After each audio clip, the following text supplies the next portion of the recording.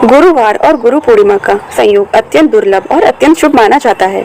जब गुरुवार, जो कि बृहस्पति ग्रह और विष्णु भगवान को समर्पित दिन होता है, और गुरु पूर्णिमा तो ज्ञान, उपासना और श्रद्धा का पर्व है, एक साथ आ जाते हैं, तो यह काल धार्मिक अनुष्ठानों के लिए सर्वश्रेष्ठ हो जाता है। इस विशेष दिन श्री सत्यनारायण भगवान की कथा का आयोजन करने से जीवन के सभी क्षेत्रों में चमत्कारी सकारात्मक परिवर्तन आते हैं। अगर आपके घर में काफी समय से किसी बात या परेशानी को लेकर तनाव चल रहा है, तो उसमें कमी आती है। पूर्णिमा की तिथि हर महीने आती है, मगर साल की कुछ पूर्णिमा तिथि पूजा पाठ और अनुष्ठान के लिए विशेष मानी जाती है। आषाढ़ मास की पूर्णिमा उनमें से एक होती है।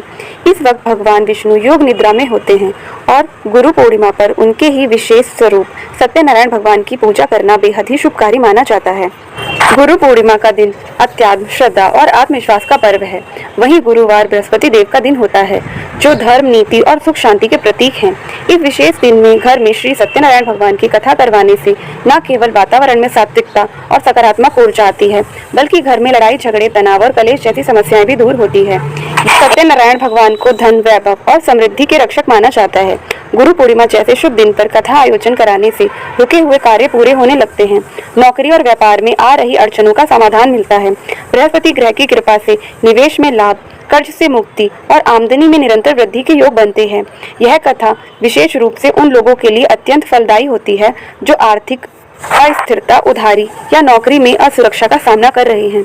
गुरु पूर्णिमा का मूल उद्देश्य ही होता है गुरु के प्रति श्रद्धा और आत्मा का शुद्धिकरण। इस दिन सत्यनारायण कथा का आयोजन कराने से व्यक्ति को आध्यात्मिक उत्थान, साधना में सफलता और चित्त की स्थिरता लाने में सहायक होता है। विद्यार्थियों को विद्या, स्मरण शक्ति और अनुशासन की प्राप्ति होती है। वहीं साधकों को ध्यान, जप और तप में मन की एकाग्रता मिलती है। यह दिन आत्मबोध और जीवन के सही मार्ग पर चलने की प्रेरणा देता है। विवाह संबंधी विलंब, संतान प्राप्ति में रुकावट या पारिवारिक मनमुटाव जैसी समस्या सत्यनारायण कथा के प्रभाव से दूर होने लगती है।